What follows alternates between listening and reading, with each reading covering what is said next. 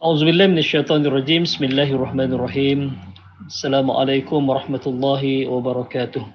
Innal hamdalillah nahmaduhu wa nasta'inu nastahdihi wa nastaghfiruh wa na'udzubillahi min syururi anfusina wa min sayyiati a'malina may yahdihillahu fala mudilla lahu wa may yudlil falan tajida lahu waliyyan mursyida. Qad rabbi shrah li sadri wa yassir li amri wahlul 'uqdatam min lisani yafqahu qawli fa amma ba'd. Terima kasih pada Haris yang bertenggur lumus di balik tabir untuk menjayakan tazkirah pagi setiap pagi insya-Allah bersama anda. Dan seterusnya yang saya muliakan Fadil Ustaz Zuramli selaku pengerusi Dewan Dakwah Majlis Dakwah Negara dan Esko-nya. Seterusnya pada sahabat-sahabat yang menonton kita di FB Dewan Dakwah Majlis Dakwah Negara. Mudah-mudahan semua diberkati oleh Allah Subhanahu Wa Taala. Kalau dulu mungkin agak jarang keluar di Dewan Dakwah Majlis Dakwah Negara, tapi bila kita ada pengajian tafsir setiap hari Isnin, Rabu dan Jumaat, jadi saya dah tak asinglah dalam Allah page Dewan Dakwah Majlis Dakwah Negara, sebab ramai juga di kalangan yang mengikuti kita di di page Dewan Dakwah Majlis Dakwah Negara. Walau bagaimanapun, alhamdulillah pada pagi ini kita panjatkan rasa syukur pada Allah Subhanahu Wa Taala kerana kita masih diberikan kesempatan masa oleh Allah Subhanahu Wa Taala untuk kita memperbaiki diri. Yang kedua, untuk kita menambah amal ibadah kita sebagai bekalan menuju akhirat. Yang ketiga, Allah masih beri peluang kepada kita untuk bertaubat atas segala dosa yang telah kita lakukan sebelum ini. Dan mudah-mudahan pagi ini semua kita diberkati oleh Allah Subhanahu Wa Taala, dan kita berdoa pada Allah Subhanahu Wa Taala agar kita diselamatkan, dibebaskan daripada wabak COVID-19 ini. Malam kita lihat vaksin sudah masuk ke negara kita, dan mudah-mudahan dia menjadi suatu titik tolak untuk kejayaan kita berhadapan dengan pandemik wabak COVID-19 ni, insya-Allah. Sedang penonton yang dirahmati oleh Allah Subhanahu Wa Taala sekalian, pada pertemuan kita lepas kita dah bicara tentang Ramadan Rasulullah sallallahu alaihi wasallam. Kita bicara tentang Ramadan Rasulullah sallallahu alaihi wasallam. Hari ini kita nak bicara tentang Allahumma salli ala sayyidina Muhammad, sambungan kepada perbincangan kita dalam tajuk Ramadan Rasulullah SAW. Yang lepas kita bicara tentang satu amalan yang ditinggalkan oleh Nabi SAW yang jarang kita buat. Yang biasanya kita buat adalah kita nak buka puasa kat mana. Kalau sebelum ni kita mungkin malam ni buka puasa di masjid Kampung Baru contohnya, sebab bubur lambuknya viral, bubur lambuknya terbaik. Lepas kita berbuka puasa di Kampung Baru, kita kata malam besok kita nak buka puasa di mana jom kita pergi masjid wilayah. Masjid wilayah kata makanan sedap. Lepas masjid wilayah kita bincang lagi masjid mana. Tu kita jadi orang yang memenuhkan majlis buka puasa, tetapi kita tak kejar satu amalan yang ditinggalkan oleh Nabi SAW, iaitu memberi makan berbuka kepada orang berpuasa. Kita tidak menganjurkan majlis buka puasa. Kadang-kadang timbul alasan, kita mungkin kata tak ada duit, kita tak ada bajet untuk melaksanakan ataupun menganjurkan majlis buka puasa. Tapi peliknya kita, bila habis Ramadan, kita boleh anjurkan open house. Kadang-kadang open house kita dah terkeluar daripada Syawal lah, terkeluar daripada Syawal. Okey, itu yang bila kita bincang, rupa-rupanya bila kita memberi makan berbuka kepada orang yang berpuasa, masya-Allah, pahalanya yang Allah sediakan tu seumpama pahala orang yang berpuasa tanpa dikurangi walaupun sedikit. Sebagaimana hadis yang diriwayatkan oleh Allahumma salli alaihi wasallam Zaid bin Khalid Al-Juhani, bahawasanya Rasulullah SAW bersabda, man fattara sa'iman kana lahu mithlu ajri ghaira annahu la yanqusu min ajri sha'imi syai'a. Yang bermaksud, siapa yang memberi makan berbuka kepada orang yang berpuasa, maka baginya pahala seumpamanya tanpa sedikit pun dikurangkan pahala orang yang berpuasa tersebut, kan? Jadi kalau kita memberi makan 100 orang contohnya, kita menganjurkan majlis buka puasa, kita menganjurkan majlis buka puasa kita dapat pahala seumpama pahala orang yang kita beri makan itu. Pahala orang yang berpuasa yang kita beri makan. Dengan sebab makanan yang kita beri, mereka berbuka, kita dapat pahala seumpama pahalanya. Jadi besar ganjaran. Kita sibuk open house yang memberi makan, satu amalan yang baik juga. Tetapi kita tak kejar yang dalam bulan Ramadan memberi makan berbuka kepada orang yang berpuasa. Itu yang kita bincang pada pertemuan kita yang lepas. Hari ini kita nak bincang tentang ada satu amalan yang Nabi buat tapi tak sama dengan kita buat. Dan kita buat tak sama dengan Nabi buat, kan? Apa amalannya? Adalah tadarus. Kalau kita rujuk dalam ayat Allah Subhanahu Wa Taala surah Al-Baqarah ayat 185, Syahrul Ramadan alladzi unzila fihi al-Quran hudan lin-nasi wa bayyinatin minal huda wal furqan. Bulan Ramadan, bulan diturunkan padanya Al-Quran. Bulan diturun padanya Al-Quran. Hudan lin-nasi, menjadi petunjuk kepada manusia, wa bayyinatin minal huda wal furqan, yang menjadi penerang kepada petunjuk, huda wal furqan, dan pembeza antara yang hak dengan yang batil. Allah Subhanahu Wa Taala memilih bulan Ramadan ini, bulan yang sangat mulia, bulan yang diberkati oleh Allah Subhanahu Wa Taala. Sebab itu kita sebut sebagai bulan Al-Mubarak, Ramadan Al-Mubarak. Mubarak maksudnya yang diberkati oleh Allah Subhanahu Wa Taala. Bulan di mana Allah melepaskan ramai di kalangan hamba-hambanya daripada api neraka. Bulan Allah mengampunkan dosa hamba-hambanya. Bulan Allah melipat kali gandakan amalan hamba-hambanya. Dan juga bulan Ramadan merupakan bulan Al-Quran, bulan yang Allah pilih untuk turun Al-Quran. Bukan Al-Quran yang kita selalu pegang itu sebagai Quran Allahumma mushaf tu. Bukan. Dia Al-Quran adalah kalam Allah. Jadi mulianya kalam Allah, dia bukan makhluk, dia adalah dia sifat qadim, maksudnya kalam Allah yang mulia itu Allah pilih untuk diturunkan kepada Nabi Muhammad SAW dan untuk diberikan kepada kita hamba-hambanya sebagai petunjuk itu pada bulan Ramadan. Sebab itu bulan Ramadan bukan sahaja bulan kita berpuasa, kan? Bulan Ramadan bukan saja kita bertarawih, tetapi bulan Ramadan adalah bulan yang mulia yang Allah pilih untuk turunnya Al-Quran. Jadi apa tuntutan kepada kita? Apa tuntutan kepada kita? Kalau kita rujuk dalam hadis Nabi SAW, disebut bahawa an Abi Hurairah radhiyallahu anhu qala, daripada Abu Hurairah radhiyallahu an qala Rasulullah sallallahu alaihi wasallam, Rasulullah SAW bersabda, majtama'a qaumun fi baitin min buyutillah. Tidaklah berhimpun satu kaum itu di dalam rumah, di antara rumah-rumah Allah, iaitu masjid. Yasluna kitab Allah, mereka membaca, ini tilawah, yaslu tilawah, membaca kitab Allah, ini Al-Quran. Wa yatadarasunahu, kemudian mereka mempelajarinya, bainahum, di antara mereka, illa nazalat alaihimus sakinah, kecuali Allah akan menurunkan kepada mereka, iaitu orang yang duduk di rumah-rumah Allah, di masjid, kemudian mereka membaca kitab Allah Subhanahu Wa Taala, ini Al-Quran, dan mereka saling mempelajarinya, tidaklah demikian melainkan Allah turunkan kepada mereka as-sakinah, ketenangan, wa ghasyiyatuhumur rahmah, dan Allah limpahkan rahmat, wa hafatsumul malaikah, dan dilindungi oleh para malaikat, wa zakarahumullahu fi man indah, dan Allah akan mengingatinya di sisi Allah Subhanahu Wa Taala. Hadis riwayat Muslim. Kalau kita lihat pada hadis ni, mungkin kita tak dapat majtama'a qaumun fi baitin min buyutillah, tapi kita doalah pada Allah Subhanahu Wa Taala, mudah-mudahan kita bebas daripada COVID-19 sebelum masuknya Ramadan. Kita ada berbaki 50 hari lagi ni, sebulan lebih untuk kita masuk dalam bulan Ramadan Al-Mubarak ni.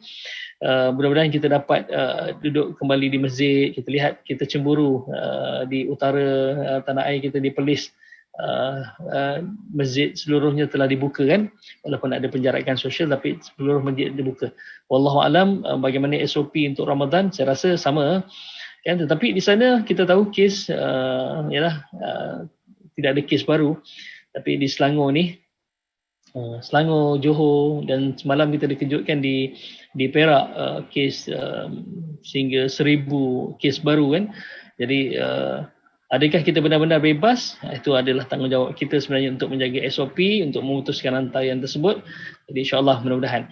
Kalau kita tak dapat pun, kita boleh anjurkan majlis tadarus ni melalui online, ya, majlis tadarus online. Yang penting majtama'a qauman, siapa yang berhimpun.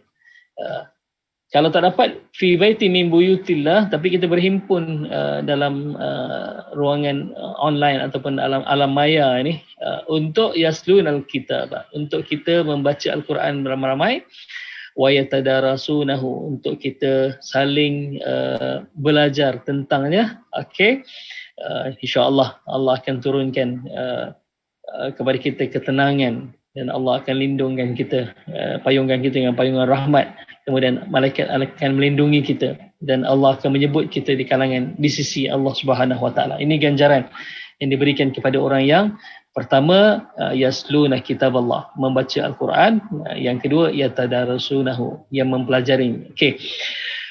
Pada kali ini insya-Allah saya nak lebih fokus kepada amalan yang biasa kita buat, iaitu tadarus. Okey. Dan amalan yang dilakukan oleh baginda SAW adalah tadarus. Di awal tadi saya sebut satu amalan yang dilakukan oleh baginda tidak dilakukan oleh kita, dan bila kita lakukan tak sama dengan Nabi baginda SAW lakukan. Kenapa? Rupa-rupanya tadarus yang kita lakukan ini tak sama sebenarnya. Banyak yang tak sama dengan apa yang dilakukan oleh baginda SAW. Sebab itu bila kita bicara tentang Ramadan Rasulullah, kita membongkar tentang amalan yang Rasulullah lakukan, yang kita tak lakukan. Kalau kita lakukan sekalipun, mungkin tak sama ataupun tidak memenuhi tuntutan yang dilakukan oleh Nabi SAW. Di mana sebenarnya perbezaannya? Yang pertama sekali kalau kita lihat, okay, bila sebut perkataan tadarus, tadarus ini dia berasal dari kalimah tadarasa ya tadarasu. Ada alif antara dal dengan ra, dia bina musyarakah ataupun perkataan ini dia terbina menunjukkan bahawa suatu perbuatan yang dilakukan oleh sekurang-kurangnya 2 orang ataupun lebih, ataupun dilakukan oleh ramai orang. Okey, semacam contohnya disebut perkataan qatala, qaftalam, qatala bunuh. Jadi kalau qatala ada alif antara qaf dengan ta, ada alif antara qaf dengan ta, ini pun musyarakah, satu perbuatan dilakukan oleh sekurang-kurangnya 2 orang ataupun lebih. Jadi qatala bermaksud berperang, iaitu saling bunuh membunuh, saling bunuh membunuh, iaitu berperang. Qatala terus maksudnya berperang. Kalau qatala qaftalam maksudnya bunuh saja, seorang membunuh seorang, qatala. Tapi kalau qatala bermaksud saling bunuh membunuh, itu saling berperang. Jadi kalau darasa belajar, darasa ataupun ya tadarasa ya tadarasu, tadarus ni tadarasa, ada alif antara dal dengan ra, itu memberi isyarat bahawa saling belajar, saling belajar. Kita bila sebut perkataan tadarus, bila sebut perkataan tadarus, apa yang kita buat? Kita hanya tadarus dari sudut pembacaan saja. Itu perbezaan kita dengan tadarus Nabi SAW. Sebab diberitakan dalam riwayat bahawa Nabi SAW bertadarus dengan Malaikat Jibril pada setiap malam bulan Ramadan. Nabi bertadarus dengan Malaikat Jibril pada setiap malam bulan Ramadan. Adakah Nabi SAW bertadarus dari sudut pembacaannya? Ya, pertama ya, Nabi bertadarus dengan Malaikat Jibril dari sudut pembacaan. Yang kedua, sebab itu yang kedua, Nabi bukan sekadar bertadarus dengan Malaikat Jibril dari sudut bacaan, tetapi Nabi SAW belajar dari sudut tuntutan daripada apa yang dibaca bersama Malaikat Jibril. Malaikat Jibril. Apa tuntutan daripada ayat tersebut? Apa tuntutan yang Nabi kena buat daripada ayat tersebut? Baik. Sebab Al-Quran ini wahyu kepada Nabi SAW. Perintah untuk Nabi sampaikan kepada umat Nabi SAW untuk umat Nabi memenuhi tuntutan Al-Quran, untuk memenuhi tuntutan Al-Quran. Sebab itu bila kita bincang tentang perkataan tadarus ni yang berasal dari kalimah darasa, darasa ni maksudnya belajar, darasa belajar. Kalau kita hanya baca, kita baca contohnya kita buat suatu halaqah, adalah 10 orang, masing-masing baca, yang kalau secara online tu kadang-kadang kita tak dapat tadarus selalu secara musyafahah, maksudnya bertemu. kan. Tapi ada pembahagian, kau baca juzuk 11, kau baca juzuk 12, kau baca 13, nanti besok kau baca 15, 16, 17. Nanti di akhir nanti kita ni jadi semua dah khatam dah. Tak memenuhi tuntutan tadarus sebenarnya, tak memenuhi tuntutan tadarus. Itu adalah tilawah ataupun kita panggil pembacaan Al-Quran, ataupun kita panggil insya-Allah kalau ni para petani kadang-kadang dipanggil tanaman secara berkelompok. Tanaman secara berkelompok. Kau tanam benih yang sama dekat kebun orang tu, kau tanam benih yang sama dekat kebun ni, kau tanam benih yang sama dekat kebun kau sendiri, macam tu istilahnya kan. Tanam berkelompok, tadarus secara berkelompok macam tu. Kita nak yang memenuhi tuntutan daripada kalimah tadarus itu sendiri. Sebab itu bila tadarus, ada seorang baca dan yang lain dengar, semak dan betulkan bacaan. Betulkan bacaan. Kemudian bila orang yang kedua baca pula, orang yang tadi membaca yang pertama, dia diam, dia semak dan dia betulkan bacaan. Dia betulkan bacaan. Saya sebelum-sebelum ni ada juga kumpulan tadarus makcik-makcik ni kat masjid ni. Bila kita ada kuliah di masjid tersebut, dia kata, Ustaz, dia mengadulah, Ustaz, kumpulan tadarus makcik tahun ni tak best lah Ustaz. Kenapa makcik? Kan? Ada seorang akak tu, dia kata, ada seorang akak tu. Dia baca merangkak Ustaz, ya Allah, merangkak bila nak habis. Saya cakap dengan makcik ni, makcik pesan kat dia, kalau baca Quran duduk, jangan merangkak. Kalau merangkak saya pun tak boleh nak baca. Ustaz ni main-main pula kan. Ni makcik nak ngadu ni, dia kata. Okey, minta maaf sikit. Kita kalau memenuhi kalimah tadarus, ialah darasa, tadarasa, ni belajar sebenarnya. Jadi makcik tu datang nak belajar, tak ada masalah lah. Tak ada masalah. Cuma yang jadi masalah kita adalah, ni perbezaan kita. Kita ni tadarus, kalau sebelum-sebelum ni kita di Allahumma salli di masjid-masjid, kita kejar sebelum 17 Ramadan. Sebab 17 Ramadan ni nuzul Quran. Bila nuzul Quran, kita akan anjurkan majlis khatam Al-Quran. Khatam Al-Quran. Jadi bila sebut perkataan khatam, nanti kita bincang tentang khatam pula. Khatam Al-Quran. Jadi kita berusaha untuk habiskan sebelum 17 Ramadan. Sebab kalau di masjid, semua nanti para muslimat datang, bawa bunga telur, bawa pulut kuning. Kemudian pakai baju yang sama, tudung yang sama, datang baca ramai-ramai di masjid sebagai majlis khatam Quran. 18 Ramadan masjid kosong dah. 18 Ramadan masjid kosong dah. Pergi kuliah tak ada orang dah. Sebelum ni pergi kuliah ramai, penuh kuliah kita sebab selepas tadarus mereka terus ikut kuliah duha dengan kita kan. Ramai. Tapi bila 18 Ramadan tak ramai, tinggal 5 orang, tinggal 6 orang. Cakap mana pergi makcik-makcik semua yang ramai-ramai yang minggu lepas. Dia kata, Ustaz kan dah habis tadarus dah. Dah habis tadarus dah, dia kata. Jadi habis tadarus tak ada lagi orang datang masjid. Macam tu pula. Sedangkan kalau kita ambil amalan Nabi SAW, Nabi bertadarus dengan malaikat Jibril pada setiap malam bulan Ramadan tanpa miss. Maksudnya sampai akhir, bukan sampai 17 Ramadan. Kita sampai 17 Ramadan. Itu beza tadarus kita dengan tadarus Nabi SAW. Itu yang kedua. Yang pertama tadi kita bincang tentang bila sebut perkataan tadarus ni, kita hanya belajar dari sudut baca. Itu baca. Kita tak pernah belajar dari sudut apa yang Allah nak sampaikan kepada kita melalui apa yang kita baca. Sepatutnya 17 Ramadan kita dah khatam dari sudut Allahumma salli pembacaan. Kita dah baca gila-gila kan, gila-gila Allahumma salli. Kemudian 18 Ramadan sampai akhir Ramadan, kalau boleh datang lagi masjid, ataupun kita masih lagi anjurkan tadarus tersebut, tetapi kali ini berbeza. Berbezanya adalah kita mentadabbur, istilahnya kita mentadabbur, kita mengkaji dari sudut asbabun nuzulnya, sebab kenapa ayat ini diturunkan. Ramai orang mungkin sebut ayat Allah Subhanahu wa taala, "Qul in kuntum tuhibbunallaha fattabi'uni yuhibbukumullah." Okey. Katakanlah wahai Muhammad, sekiranya engkau ingin mendapat kecintaan daripada Allah, fattabi'uni, maka ikutlah aku. Yuhibbukumullah, nescaya kamu akan dicintai oleh Allah. Ayat ni kita mungkin jadikan dalil bila masuknya Maulid Rasul. Kalau kita nak dapat kecintaan daripada Allah, kita kena ikut Nabi SAW. Kena ikut sunnah Nabi SAW. Okay?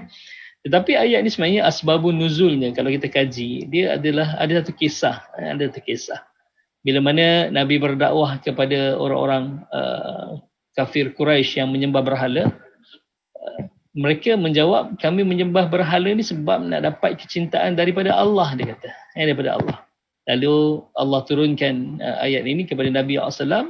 Qul, katakan wahai Muhammad, ataupun beritahu mereka wahai Muhammad, yang ini orang-orang kafir yang mendakwa bahawa mereka menyembah berhala itu untuk mendapat kecintaan daripada Allah.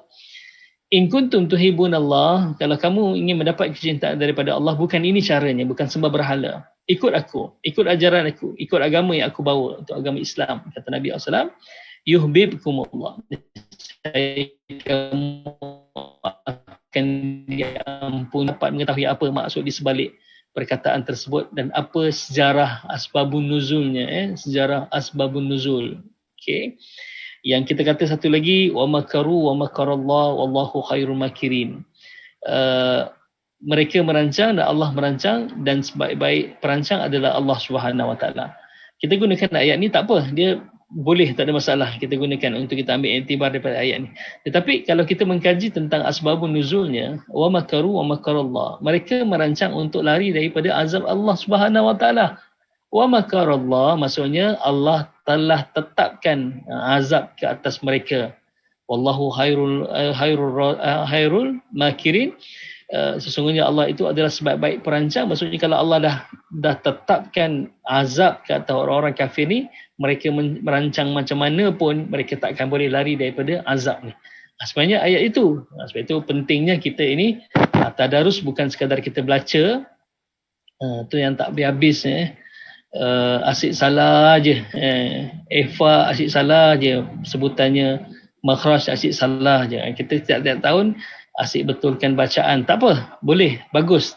Cuma tak sama dengan Rasulullah SAW buat. Rasulullah bukan sekadar dia membaca Al-Quran, belajar dengan malaikat Jibril tentang bagaimana pembacaan Al-Quran ini, tetapi yang lebih daripada itu adalah dia belajar, baginda Rasulullah SAW belajar dari sudut apa yang Allah nak sampaikan. Okey, dari sudut asbabun nuzulnya, dari sudut apa tuntutan daripada ayat yang dibaca. Sebab Al-Quran ini bukan buku teks. Al-Quran ini bukan Allah SWT buku bacaan.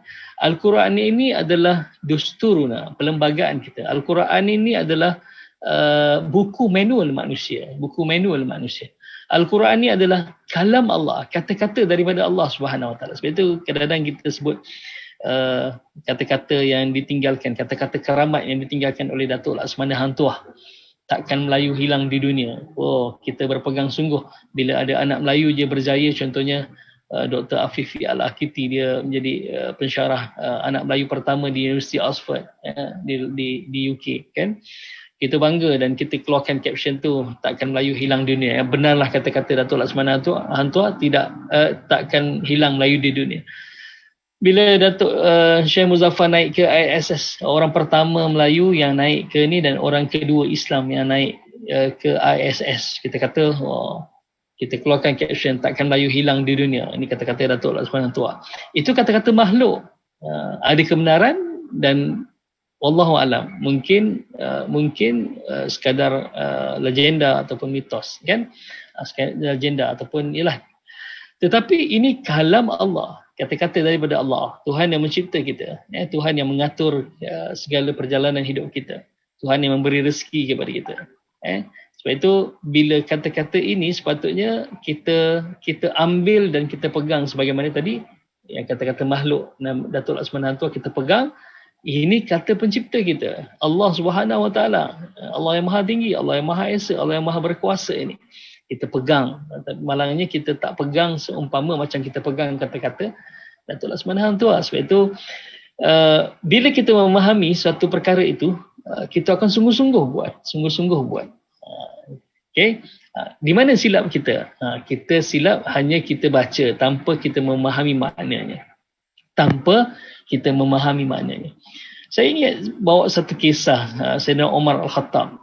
suatu malam dia tertidur, dikatakan dia tertidur di belakang rumah seorang penghuni Madinah, sebab Sayyidina Umar Al-Khattab ni seorang khalifah yang berjalan pada waktu malam meninjau keadaan rakyatnya. Itu yang dia terdengar seorang ibu dan anak yang menjual susu. Kata ibu, campurkan air untuk membanyakkan susu untuk kita jual besok di pasar. Lalu kata anak perempuannya, jangan ibu, kalau Amirul Mukminin Sayyidina Umar dengar, nanti kita teruk kena ambil tindakan nanti. Lalu kata ibu ni, Umar tak dengar. Lalu kata anak perempuan ni, kalau Umar tak dengar sekalipun ibu, Tuhan Umar dengar. Tuhan Umar tahu, itu Allah Subhanahu Wa Taala. Jadi tersentuh Sayyidina Umar Al-Khattab. Akhirnya kalau ikut dalam riwayat bahawa dipinang wanita ini untuk dijadikan isteri kepada anaknya. Itu yang Sayyidina Umar dapat bila berjalan pada waktu malam. Dan ada juga kisah Sayyidina Umar sendiri yang menangkap pencuri pada waktu malam. Amirul Mukminin, pemimpin tertinggi Madinah, menangkap sendiri pencuri ketika itu kan. Suatu malam dia berjalan di belakang, dia melalui lorong belakang penghuni Madinah ni. Tiba-tiba sampai suatu rumah, dia terdengar seorang penghuni dalam rumah ini membaca wamtazul yauma ayyuhal mujrimun, surah Yasin ayat 50, ayat 59 kalau tak silap saya. Wamtazul yauma ayyuhal mujrimun. Wamtazu ni maksudnya kamu semua akan dipisahkan. Al-yauma, pada hari itu nanti, hari mahsyar. Kan? Ayyuhal mujrimun, hai orang-orang yang buat dosa. Sayyidina Umar ni bila dengar dia orang yang berdosa dan orang yang beriman nanti akan dipisahkan. Kan? Kalau kita rujuk dalam dalam surah Al-Waqi'ah pun, ashabul yamin, kan, kemudian ashabus shimal, kemudian as-sabiqun as-sabiqun. Jadi dia akan pisahkan. Ashabul yamin, ya, dia itu adalah orang-orang yang akan masuk syurga Allah. Ashabus shimal, orang-orang yang akan masuk dalam neraka Allah. As-sabiqun as-sabiqun adalah VVIP Allah yang duduk di hadapan Allah Subhanahu Wa Taala. Jadi dia akan dipisahkan. Sayyidina Umar kenang dosa yang dilakukan di waktu jahiliah sehingga dia menggigil ketakutan. Akhirnya jatuh pingsan. Dia bukan tertidur, jatuh pingsan bila dengar ayat wamtazul yauma ayyuhal mujrimun. Lalu gempar Madinah keesokan paginya. Pemimpin tertinggi Madinah, Amirul Mukminin, jatuh pingsan di belakang belakang rumah penghuni Madinah ini. Lalu dikejutlah Sayyidina Umar, ya Amirul Mukminin, bangun-bangun, kenapa tuan tidur di sini dalam keadaan mamai?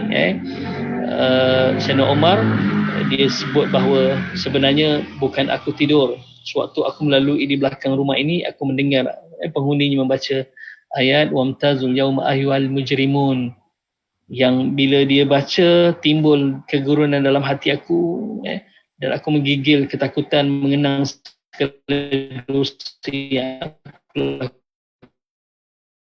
aku jatuh pingsan sebenarnya. Aku jatuh pingsan. Cuba bayangkan, kita yang baca Yasin setiap malam Jumaat, setiap Yasin pada malam Jumaat, kita tak pernah tahu pun ayat ni, dan bagaimana boleh ayat yang kita baca setiap malam Jumaat, kita jumpa wamtazul yauma ayyuhal mujrimun, kan, kita tak langsung rasa. Sebagaimana Sayyidina Umar, dia jatuh pingsan terus, kita langsung tak ada rasa. Mungkin sebab kita tak memahaminya. Sebab itu kita bukan sekadar tadarus dari sudut pembacaan, panjang pendeknya, kan, ma'arif li sukunnya, mat linnya, mat iwatnya, mat badalnya, tu nanti kan kadang-kadang sekolah semua mat sentolnya, mat burgernya, mat kan, semua keluar nanti kan. Tetapi kita tak bincang apa yang Allah sampaikan kepada kita. Saya tertarik dengan suatu kisah sewaktu saya bawa jemaah umrah mu'allaf, anjuran kembali iman Malaysia yang dipengurusikan oleh saudara Adam Kori, abang Adam kita, abang Dragon kita. Kita bawa tentu 58 orang, yang semuanya ditaja. Okey. Jadi saya bawa satu kumpulan kecil ni untuk tawaf. Asalnya kita kumpulan besar tapi kita terpisah. Jadi yang mualaf-mualaf yang pakcik-pakcik yang dah uzur-uzur, yang dah tua ni, dia ikut kumpulan saya. Sampai habis tawaf, kita solat sunat di belakang multazam atau belakang belakang makam Ibrahim. Saya pun berdoa, angkat tangan sebagaimana biasalah doa kita. Ya Allah, murahkan rezeki aku, Ya Allah. Ya Allah, panjangkan umur aku, Ya Allah. Ya Allah, berilah aku rezeki yang melimpah ruah. Tiba-tiba saya terdengar pakcik yang umurnya 73 tahun, mu'alaf, baru saja masuk Islam, kurang daripada 5 tahun, sebab jemaah tu kita bawa kurang daripada 5 tahun. Dia berdoa dengan doa yang pelik. Dan kalau tahu, mu'alaf ni, kalau walaupun dia bangsa India, bangsa Tionghoa, Cina, tapi mereka berdoa dalam bahasa Melayu. Saya tanya kenapa? Rupa-rupanya sebab guru dia ajar. Guru dia ajar, itu kebanyakan kita lah, orang Melayu Islam yang mengajar mereka. Jadi mereka doa dalam bahasa Melayu. Jadi baik itu saya boleh faham. Kalau dia doa bahasa Cina, saya tak faham. Dia doa tu dengan matanya tertutup, dengan khusyuknya, dia tunduk dengan mengalir air matanya. Dia kata, Ya Allah, saya 18 hari bulan ni nak balik Malaysia dah, Ya Allah. Tolonglah ajar saya baca Al-Quran, Ya Allah. Saya tak pandai baca Quran. Ya Allah, tolonglah beritahu saya apa yang Al-Quran nak cakap dengan saya. Tolonglah saya, Ya Allah. Tolonglah saya nak faham apa Al-Quran cakap, Ya Allah. Lepas tu dia doa. Saya yang berdoa sebelahnya dengan minta rezeki yang melimpah ruah, minta panjang umur. Tiba-tiba rasa malu, tuan-tuan. Malu, dan saya terus turun tangan saya. Ya Allah, saya minta rezeki melimpah ruah. Ya. Tapi pakcik sebelah ni, yang mu'alaf, yang baru masuk Islam, mereka doa, Ya Allah, tolonglah bagi tahu apa yang Al-Quran nak cakap dengan dia. Tolonglah bagi dia faham tentang Al-Quran. Tolonglah ajarkan dia boleh baca Quran. Bila kita pergi ke Madinah, Allah SWT, kita melawat kilang Al-Quran, kita dapat hadiah Al-Quran. Bila dapatnya hadiah Al-Quran tu dicium dan dipeluk dalam bas, dia terus jumpa saya, Ustaz, tolong ajar saya baca Quran. Dia buka ketika itu tepat pada surah Yasin. Jadi saya ajar sikit, kemudian saya terangkan apa maksudnya. Begitu juga mu'alaf, bila kita sampai hari pertama di Mekah tu, hari pertama di Mekah, di Madinah, hari pertama di Madinah, yang ni kembar iman yang pertama. Ialah terlambat, kita masuk tu dah solat tarawih. Jadi kita solat isyak, lepas solat isyak tarawih. Kita solat di luar. Kita buat saf yang panjang di luar. Bila habis saja solat tarawih, bila imam baca, imam menangis, saya beri salam, Assalamualaikum warahmatullahi wabarakatuh, sebab ikut imam kan. Tiba-tiba mu'alaf yang tadi bentuk saf terus keliling saya. Ustaz, kenapa imam nangis? Apa yang dia baca tadi sampai dia boleh nangis solat? Saya tak langsung jadi khusyuk sebab menterjemahkan setiap apa yang imam baca, sebab saya tahu selepas habis salam ni mereka akan kumpul balik, mereka akan tanya apa imam baca tadi, kenapa imam menangis baca. Sebab itu kita, tuan-tuan, kalau kita faham tentang Al-Quran, insya-Allah kita boleh menangis dan kita rasa gerun bagaimana Sayyidina Umar gerun tadi. Cuma di mana silap kita bila bertadarus, mungkin kita akan laksanakan tadarus secara alamaya, ataupun kita insya-Allah tahun ni kita dapat bertadarus kembali di masjid, ataupun kalau tak pun kita bertadarus di rumah. Jadi kita sama-sama bukan sekadar bertadarus bacaan, tapi kita bertadarus memenuhi tuntutan kalimat tadarasu. Saling belajar itu bukan belajar baca saja, tapi belajar memahami apa yang Allah nak sampaikan kepada kita. Mudah-mudahan Al-Quran ini memberi kesan pada diri kita, insya-Allah. Itu yang kita bicara. Insya-Allah untuk pertemuan yang akan datang kita akan bincang pula tentang Allahumma salli ala Muhammad, amalan-amalan yang lain dilakukan oleh baginda Rasulullah dalam bulan Ramadan, supaya kita dapat melaksanakan sama seperti apa yang baginda lakukan dalam bulan Ramadan, dan kita mendapat keberkatan daripada Allah Subhanahu Wa Taala. Cukup sekadar itu insya-Allah untuk pertemuan kita pada pagi ini. Yang baik daripada Allah Subhanahu Wa Taala, yang kurang dan lemah itu adalah atas kejahilan dan lemahnya ilmu saya. Aqulu qauli hadza wa astaghfirullah li wa lakum. Assalamualaikum warahmatullahi wabarakatuh.